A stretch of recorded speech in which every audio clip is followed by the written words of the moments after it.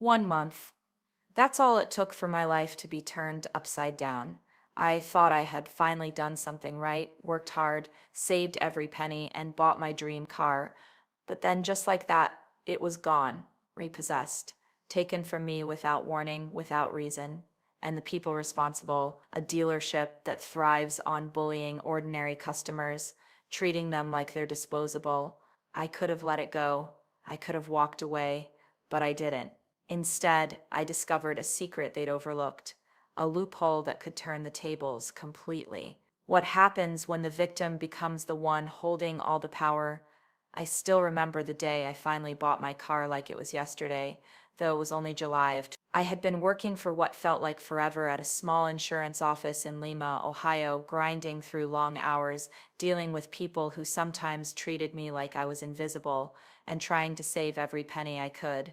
Life wasn't glamorous, far from it, but I liked to think I was finally getting somewhere. Owning a car of my own felt like a milestone, the kind of adult accomplishment that marks a new chapter. Before this, I had relied on my old clunker, a hand-me-down from my uncle that coughed up smoke whenever it rained and required me to pray every time I turned the key that it would even start. I can't tell you how many mornings I walked to the bus stop carrying my coffee and silently cursing the city for making me dependent on public transit.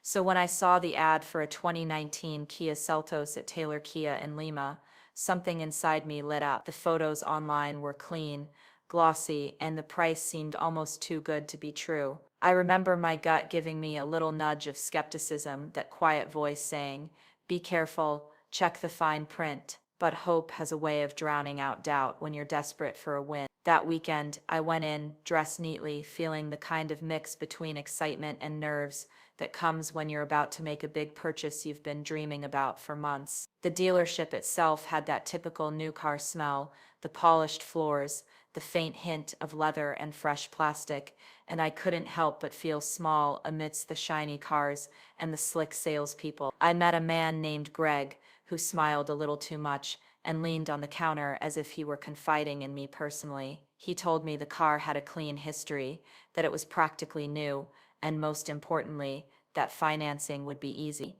He said I just needed to sign a few papers, and they'd handle the rest. I didn't know much about car financing at the time. I just knew my savings, a decent credit score, and the excitement of finally being able to drive my own car were enough for me to trust him. Looking back now, I realize there were red flags I ignored, or maybe I was too eager to see them. The dealership seemed unusually pushy, almost defensive when I asked specific questions about the loan terms. I noticed the little things, like the way Greg's eyes would dart when I asked about their previous customers, or the way he laughed nervously when I mentioned my savings plan. But hope, combined with a desire to finally have something that was truly mine, is a powerful filter. You see what you want to see, not what's really there. Driving my Seltos home that day felt surreal. I rolled down the windows, felt the breeze on my face, and imagined all the places I could go now without relying on anyone else. The world seemed brighter, like I'd finally stepped into a version of life I'd been working for all along. I took a mental snapshot, telling myself I'd remember this feeling forever. The freedom, the pride, the sense that at least for once, things were going my way. Those first few weeks were blissful. I played my favorite playlists loudly, drove past the neighborhoods I'd always wanted to explore, and even treated myself to little indulgences, like grabbing coffee at that tiny cafe downtown that had the best pastries in Lima. I'd brag to my coworkers, show off the interior, and feel that little rush of adult satisfaction. For a moment, I allowed myself to believe that I had finally earned a small slice of stability, but life, as it tends to, has a way of reminding you that nothing is ever as perfect as it seems. Around the third week, I noticed a few strange things. I got a letter in the mail with the dealership's logo, but it wasn't addressed to me in a friendly or professional tone. It was cold, almost threatening, about payment schedules. I'd already been paying on time, so it confused me. I tried calling the office to clarify, but I was met with short, clipped answers and a vague "we'll get back to you" that never materialized. I brushed it off at first, thinking maybe it was just administrative chaos, but a small knot of unease began to form in my stomach. the same one I'd felt before making big financial decisions in the past, warning me that something wasn't right. At the same time, life outside the dealership was ordinary but comforting. I had my family, my younger brother, who was still in college, and my mom, who worked 2 jobs to make ends meet, supporting me in small, quiet ways. My friends were mostly from work, and though I didn't see them every day, I knew they had my back. I thought about how I could finally take my mom on small road trips, or how I could help my brother save for the car he'd been dreaming of. Owning that car wasn't just a personal milestone, it felt like a ticket to doing something meaningful for the people I love. I also remember spending nights scrolling through reviews of the dealership, trying to reassure myself. Most were glowing, which made me relax, but a few reviews hinted at aggressive tactics, strange repossessions, and complaints about finance. I ignored them, writing it off as disgruntled customers or exaggerations. There's a strange thing humans do when hope is on the line. We filter information, let the positive outweigh the negative, and convince ourselves that things will be different for us. By the end of the month, I felt invincible. I was driving to work one sunny Friday morning, the kind of day where the sunlight makes everything look a little warmer, a little softer, and I was thinking about meeting my mom for lunch when it happened. I pulled into the parking lot expecting to see my Seltos waiting like it always did, and instead, nothing. The space was empty. My heart sank in a way I hadn't felt before, that weird twisting mix of panic and disbelief that makes your stomach feel like it's trying to escape. I double-checked, thinking maybe I'd parked somewhere else, maybe I'd forgotten, but the lot was empty. Every time I replay that moment in my head, I can still feel that hollow sinking sensation, like the ground beneath me had vanished. I called the dealership immediately. Greg answered, sounding unusually calm, almost smug. He told me without hesitation that the car had been repossessed, just like that. 1 month. I'd done nothing wrong. I'd kept up with payments, and suddenly my life felt like it had been ripped out from under me. I can still remember pacing in the parking lot, phone in hand, thinking, this has to be a mistake. There's no way. It can't be. But it was, and that was the beginning of the nightmare. Looking back now, I realized that part of me had known, deep down, that this day could come. But part of me was too stubborn to admit it, too optimistic to even consider that someone could treat me this way. That mix of disbelief and betrayal, the kind that settles into your chest and makes it hard to breathe, was the first real crack in the armor of my optimism. Up until that moment, I had felt like I was in control of my life. I had plans, goals, and a sense of direction. But that morning, all of it felt fragile, like a house of cards waiting for the slightest gust to bring it down. After that morning in the parking lot, the world seemed smaller, harsher, and somehow crueler than I'd ever imagined. I sat in my mom's old minivan, the one I had reluctantly driven since my clunker had died months ago, and tried to make sense of what had happened. My hands shook, my chest felt tight, and for a moment, I just stared at the dashboard, willing some sort of miracle to happen. But miracles don't usually come from a dealership that has clearly decided it can bend the rules however it wants. I called Greg again, this time hoping for some clarity, some acknowledgement that a mistake had been made. Instead, I was met with that same unnervingly calm tone, clipped and almost rehearsed. The car has been repossessed. You can come pick up your personal items from the lot tomorrow. That was it. No apology, no explanation, just the finality of a sentence that made my stomach churn. I couldn't believe it. I had meticulously kept up with my payments. Every bank statement was proof of that. Every automated debit should have been enough to guarantee my ownership. And yet, there it was, gone, like it had never been mine at all. For the first time in my adult life, I felt powerless in a way I had never experienced before. That night, I scrolled through forums, legal advice sites, and the few Ohio consumer protection resources I could find. My frustration grew as I read story after story of other customers facing similar situations, repossessions that didn't make sense, cars taken without warning, fees piled on for no discernible reason. My chest tightened each time I read someone else's experience.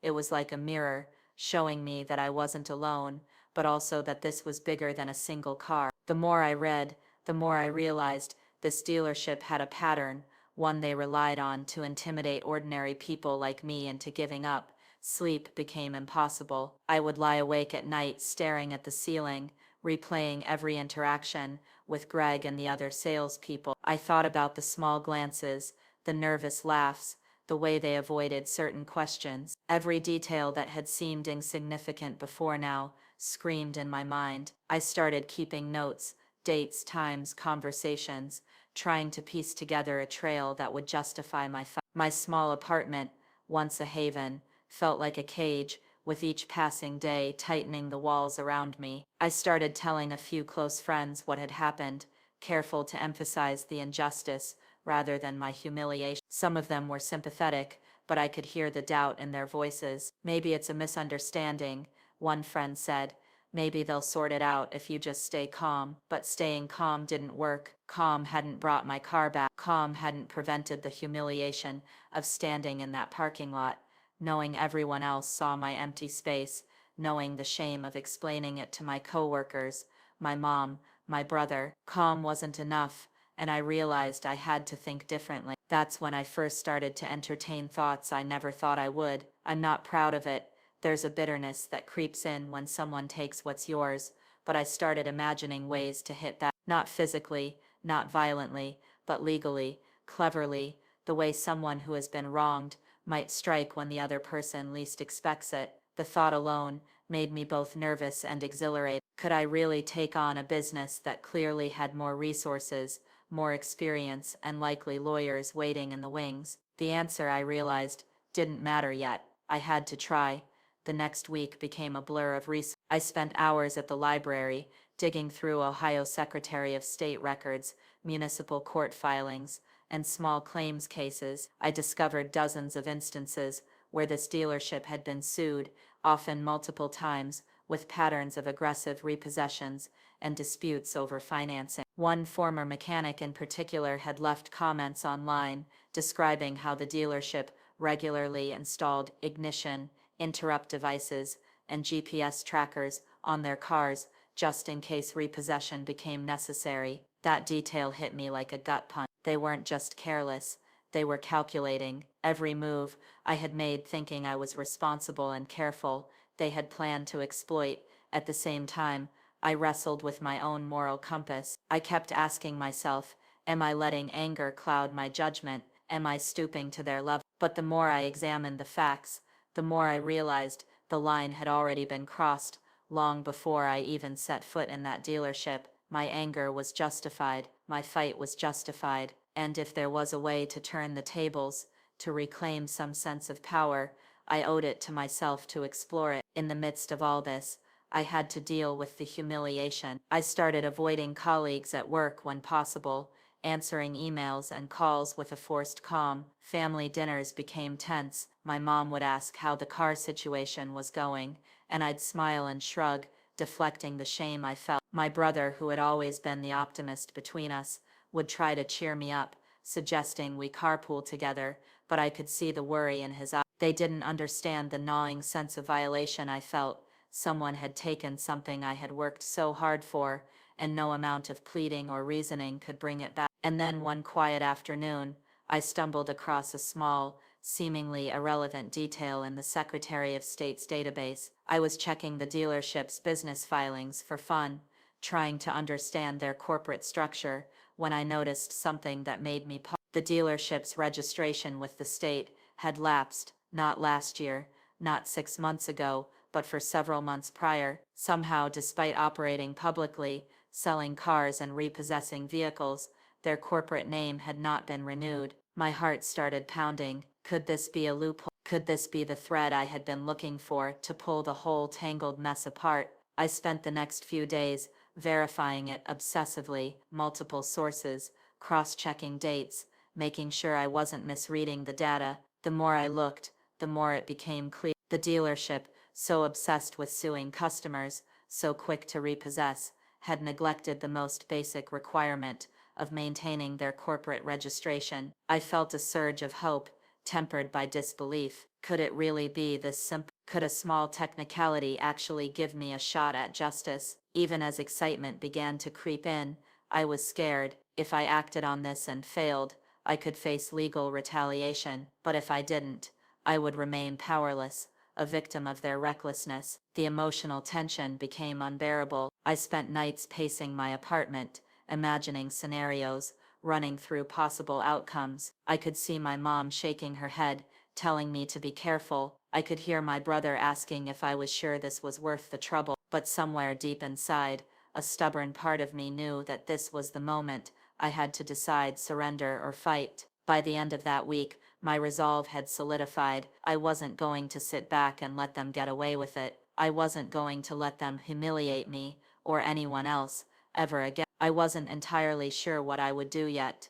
but for the first time since the repossession, I felt a glimmer of control. The dealer had underestimated me, and underestimating me had always been their biggest mistake. And so I began planning every detail, every possible move, every legal avenue. My mind was buzzing constantly, turning over strategies like gears in a machine. I started imagining the moment I could finally tell them, in a way that would leave them speechless, that I wasn't just another victim, that their arrogance, their negligence, their obsession with bullying customers, they had finally met someone who could play the game on her own terms.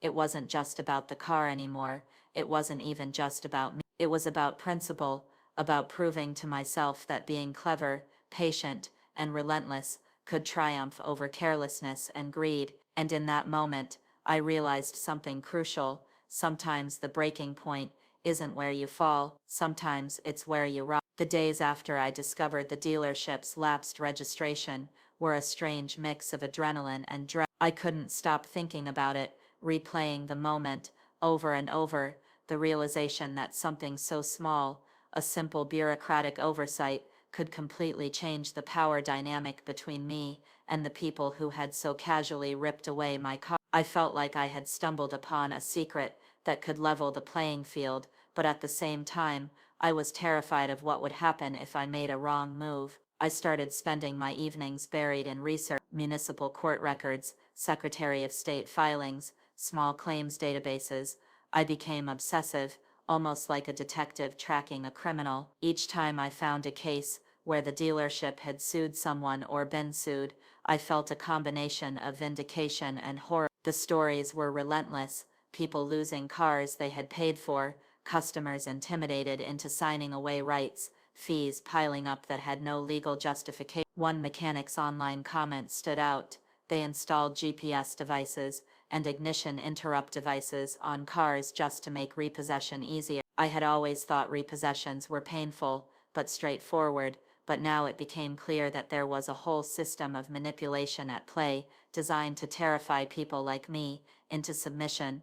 The emotional toll was immense. I felt simultaneously energized by the idea that I might finally fight back, and crushed by the weight of everything I had been through. I had never felt so helpless, and yet so determined in my life. At work, I found it hard to concentrate. Every phone call, every email, every mundane task seemed tinted with the memory of what had happened. I would catch myself staring out the window, imagining Greg's smug face, replaying every word, every smirk, every tiny gesture that hinted at the arrogance of people who think they are untouchable. My coworkers noticed I was distracted, but I couldn't bring myself to explain. Some things are too humiliating to share. Family life suffered too. I tried to act normal at dinner, tried to smile and nod as my mom asked how my car search was going, but inside I was a mess. I didn't want to admit that I had been completely blindsided, that someone had taken what was mine, and I had no immediate recourse. My brother, always the optimist,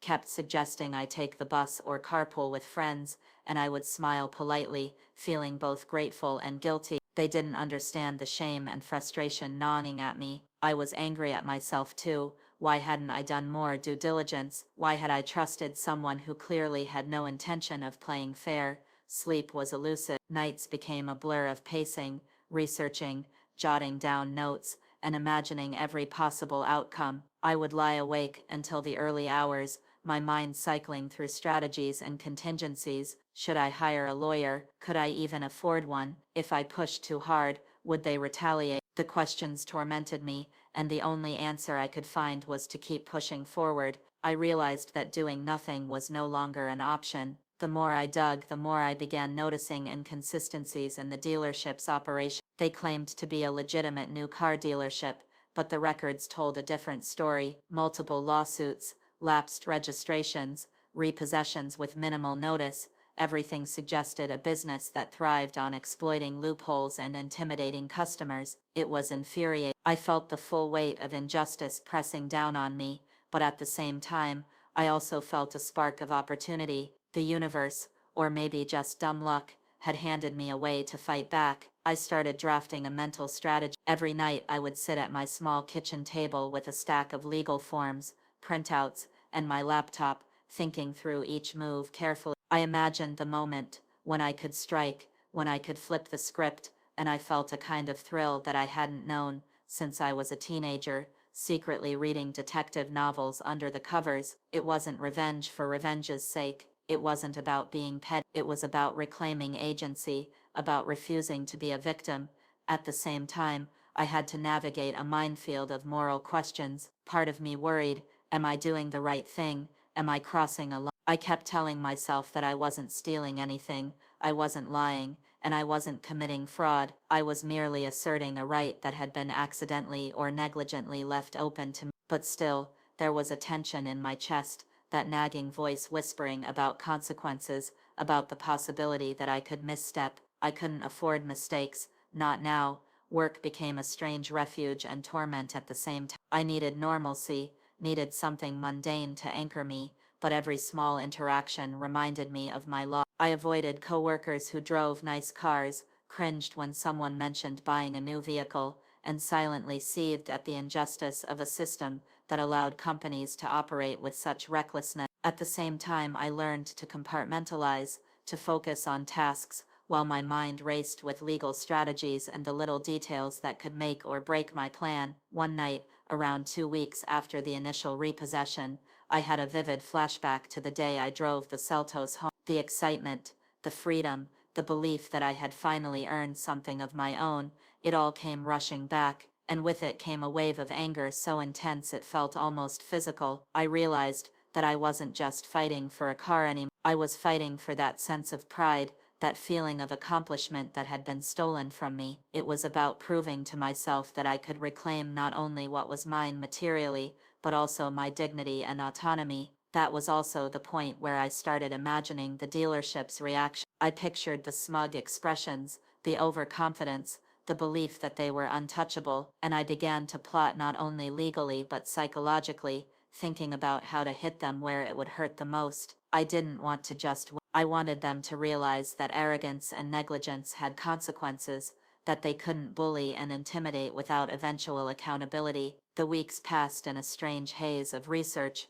planning, and emotional upheaval. I spoke to a few former employees online, digging for insights, trying to understand the inner workings of the company. One person described how the dealership used to install GPS devices on cars, how they thrived on small-scale intimidation, how their so-called financing options were little more than traps. That information was both terrifying and liberating. It painted a picture of a business that was not only careless, but systematic in exploiting ordinary people. And suddenly, the loophole I had discovered, the unrenewed registration, looked like a lever I could pull. And so by the end of that month, I had transformed. The anger and humiliation that had initially paralyzed me were now fuel for action. I wasn't reckless, I was meticulous. Every detail, every conversation, every court record I found was another piece of. I began seeing myself as someone who could reclaim control, not just over the dealership, but over the part of my life that had been stolen in that parking lot. The breaking point wasn't just the repossession itself, it was the slow, simmering realization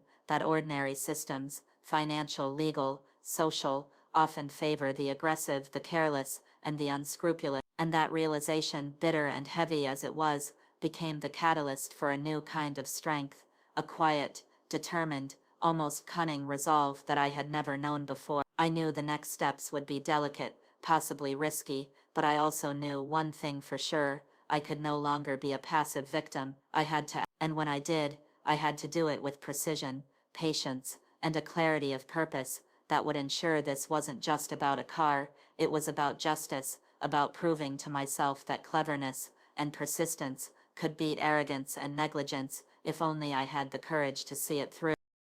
I remember the day I decided to act like it was a quiet thunderstorm building inside me.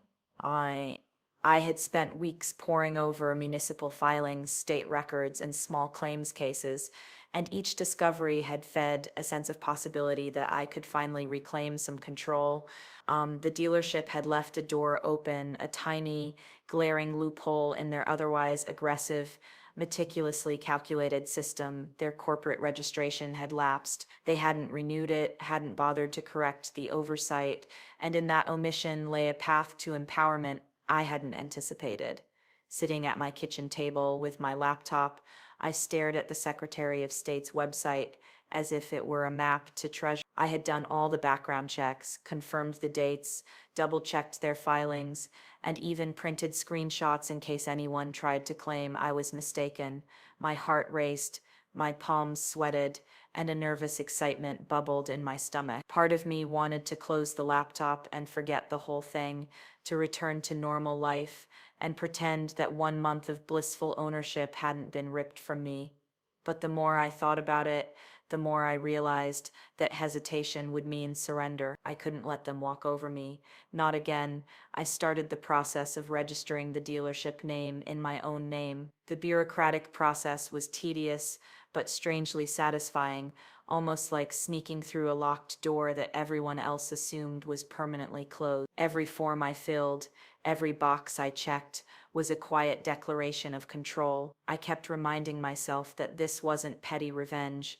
It was asserting a right that had been inadvertently left exposed. The dealership had been careless. They had underestimated someone like me, and now they would feel the consequences of that oversight. The moment I hit submit on the registration felt surreal. My heart was pounding so hard I thought it might burst through my chest. For a moment I couldn't breathe, thinking about what would happen when the dealership realized they no longer had ownership of their own name. It was like setting a trap, knowing the bait was irresistible, but also knowing that once it snapped, there was no going back. I felt both giddy and terrified, the kind of emotional whiplash that comes from doing something audacious but completely justified. In the days that followed, I watched as the pieces began to fall into place. I hired a small, local legal service to draft a cease and desist order, carefully worded to ensure it would hold up if challenged. I made sure every sentence was precise,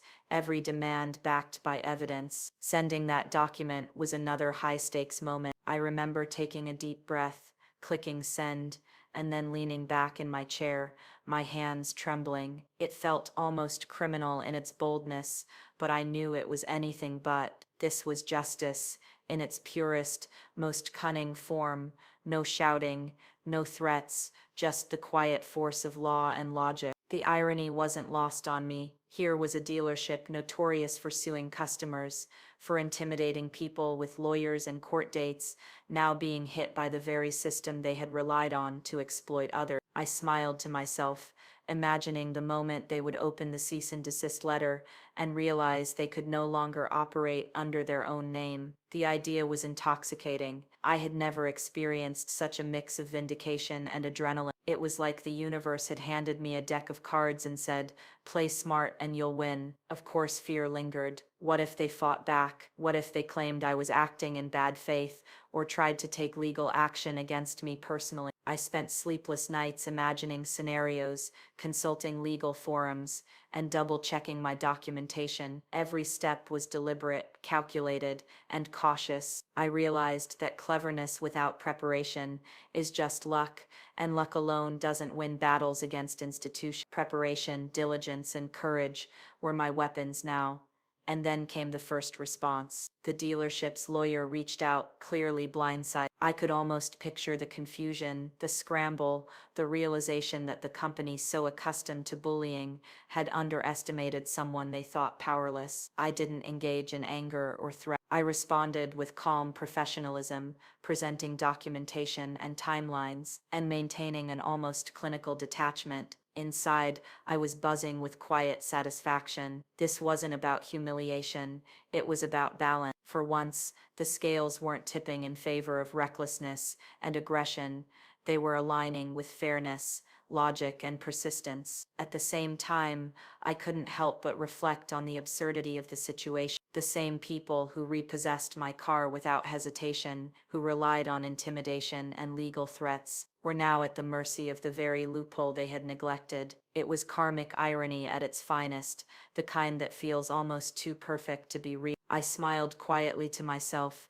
sipping my tea in the late afternoon sun, thinking about how sometimes the smallest details, like a lapsed registration, can change everything. The process wasn't instantaneous. There were back and forth emails, legal confirmations, and careful monitoring of state filings. Each day, I felt a mixture of tension and anticipation, like waiting for the final piece of a puzzle to click into place. Friends and family began noticing a change in me. I was quieter, more focused, but also strangely energized. The anger that had once felt heavy and suffocating had transformed into determination. I was no longer a victim, I was a strategist, calmly maneuvering through a game that had once seemed stacked against me. I also started thinking about the broader implications. This wasn't just about me and my car, it was about sending a message, about proving that negligence and exploitation could be challenged in clever, lawful ways. I wanted others to see that systems,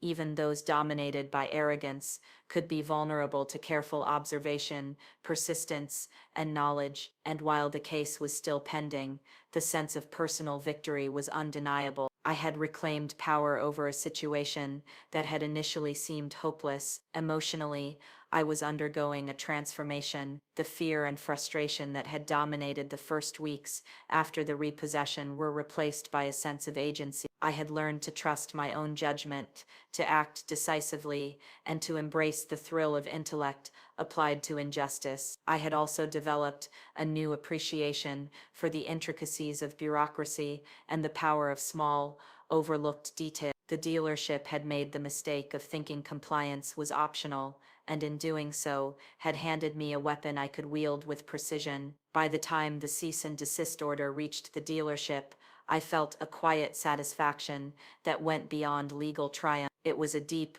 almost meditative sense of justice, not vengeance exactly, but the righting of a wrong. The car, while still lost, became second. The true victory was in reclaiming a sense of dignity, in proving that careful observation, courage, and persistence could overcome the arrogance of those who believed themselves untouchable. And so, as the days passed and the case unfolded, I found myself reflecting more on resilience than revenge. I had faced a moment that would have broken many people, had felt powerless in ways I never imagined, and yet had emerged stronger, smarter, and more confident in my own capability. The experience taught me that sometimes the breaking point is the beginning of a transformation, a shift from helplessness to empowerment, from victimhood to strategy. Even now, I can't help but smile at the absurdity of it all. The same dealership that thrived on intimidation and legal threats had been caught off guard by a lapse so small it seemed almost trivial, yet it carried immense consequences. And through it all, I learned something crucial. Being clever isn't about being malicious. It's about noticing what others overlook, seizing opportunities, and having the courage to act when the stakes are high. Weeks passed after I sent the cease and desist, and life began to feel strange. The tension that had been a constant weight lifted slightly, replaced with a kind of cautious anticipation. I checked my email obsessively, half expecting a furious response from the dealership, a legal threat, or some aggressive pushback. But the responses were slow, bureaucratic, and most importantly, revealed the ripple effect of what I had done. By claiming the dealership's name, I had essentially pulled the rug out from under them, without touching a single car, without threats, without shouting. I had forced them to confront their own negligence. I won't lie, it was thrilling. There's a certain joy and cleverness in knowing you've outmaneuvered someone who thought they were untouchable. I would catch myself smiling at the absurdity of it all, imagining the chaos in the dealership office as lawyers tried to untangle what I had done. For a moment, I allowed myself to savor it, the quiet satisfaction of justice served, not with anger, but with intellect and patience. But it wasn't just fun, there was a deeper emotional layer that I hadn't anticipated. The process of reclaiming agency over my situation had transformed me. I no longer felt powerless. I no longer felt the suffocating shame that had accompanied the repossession. I realized that the car, as much as it had symbolized independence and achievement, was never really the point. The point was taking control, asserting myself, and refusing to let someone else dictate my life. That shift, that reclamation of power, was far more valuable than any vehicle could ever be. Still, the case was pending, and I had to be patient. I spent the next weeks monitoring filings, responding to emails, and consulting legal advice to ensure everything was airtight. Friends and family continued to check in, curious and cautiously supportive. My mom, who had always been my anchor, would ask, "Are you sure this is worth it?" And I would smile, sometimes quietly, sometimes wryly, because I knew she meant it with concern. I didn't have to explain the thrill, the sense of justice, the empowerment. Those feelings were mine alone. The dealership eventually responded, though their communication was carefully measured. Lawyers sent letters referencing filings, questioning my intent, and implying potential challenges. I read every word, sometimes laughing under my breath at the audacity of their claim. Each letter became a reminder that I was up against people who relied on intimidation and legal smokescreens to scare ordinary customers. And each letter also reminded me that I had anticipated their moves, that every step I had taken was deliberate, precise, and defensible. There were days I felt anxious, wondering if I had miscalculated, if some unforeseen legal loophole would be used against me, but those fears were fleeting. By that point, I had already experienced a transformation that no lawsuit could undo. I had proven to myself that I could analyze, strategize, and execute in ways that mattered. I had learned patience, precision, and the satisfaction that comes from achieving justice without malice, something I suspect the dealership had never understood. I started reflecting on the bigger picture. The experience had taught me a lot about the nature of power, both personal and institutional. It had shown me how people can exploit systems, how arrogance and negligence often go hand in hand, and how ordinary individuals can fight back in ways that are both legal and effective. I also realized that the smallest details, like a lapsed registration, can carry enormous consequences if you're observant enough to notice them. It was a lesson in vigilance, courage, and resilience, one that I carried into other aspects of my life. Oddly enough, the process also taught me about empathy. I thought about the countless other people who had walked into that dealership, full of hope, only to leave humiliated or exploited. My victory was personal, yes, but it also symbolized a kind of small-scale justice for others who had been victimized. I couldn't fight for everyone, but I could make sure that one injustice didn't go unanswered. And in that sense, the emotional payoff was deeper than any material restitution could ever be. When people ask me what it felt like to take that leap, to act on that loophole, I tell them it was a mixture of exhilaration and exhilaration, because I was finally in control, because I had turned the tables in a way that was clever and irrefutable. Fear, because I was breaking new ground for myself, navigating a legal and emotional minefield I had never encountered. But the combination of those feelings, the tension and release, is what made the victory so sweet. It wasn't a moment of blind revenge, it was the culmination of patience, intelligence, and determination. And there's humor in the irony too. The dealership, which had probably assumed they could scare anyone who dared challenge them, was now tangled in a situation of their own making. The company name, which had represented authority, legitimacy, and the ability to intimidate, was now literally in my hand. It was a poetic form of justice, almost theatrical in its timing, and while the world may not have noticed, I did. I relished that moment privately, savoring the satisfaction that comes when the scales finally tip in your favor. Even as the case drags on in the courts, I have found closure. I've realized that empowerment isn't about retaliation, it's about reclaiming your narrative, asserting your rights, and refusing to let circumstances define you. The dealership tried to define me as a helpless victim, but through patience, research, and calculated action, I redefined the story entirely. That narrative belongs to me now. The car was a catalyst, yes, but the real victory was internal, a sense of agency and resilience that no one can repossess. Looking back, the experience also changed the way I approach life more broadly. I am more attentive to details, more willing to question authority, and more confident in my ability to navigate complex challenges. The thrill of outsmarting someone who underestimated me is a memory I carry like a badge of honor. But it's not just about that thrill, it's about the growth, the courage, and the realization that ordinary people can create extraordinary outcomes when they refuse to accept injustice quietly. And so, even with the legal case still pending, I feel victorious. The dealership may have their lawyers, their letters, and their assumptions, but I have the one thing they never expected: foresight, preparation, and the willingness to fight for what's right. I have learned that power doesn't always lie with those who shout the loudest or act the fastest. Sometimes it lies with the person who sees the overlooked detail, waits patiently, and executes their plan with clarity and conviction. In the end, the repossession that once felt like a crushing blow became the impetus for one of the most empowering chapters of my life. The humiliation, the frustration, the sleepless nights, all of it forged a version of myself I hadn't known existed. I now understand that being clever isn't about malice or spite, it's about using knowledge, observation, and determination to ensure fairness. And when you do, the results can be as satisfying as they are ironic. I smile when I think about the irony. The same dealership that relied on fear, aggression, and negligence is now caught in a situation they never imagined. I don't celebrate cruelty, I celebrate justice, cleverness, and resilience. And though the world may only see a woman taking legal steps against a company, I know it's so much more than that. It's about standing up, reclaiming power, and proving that when you refuse to be a victim, you can turn the tables in ways no one expects, but that feel completely, wonderfully right.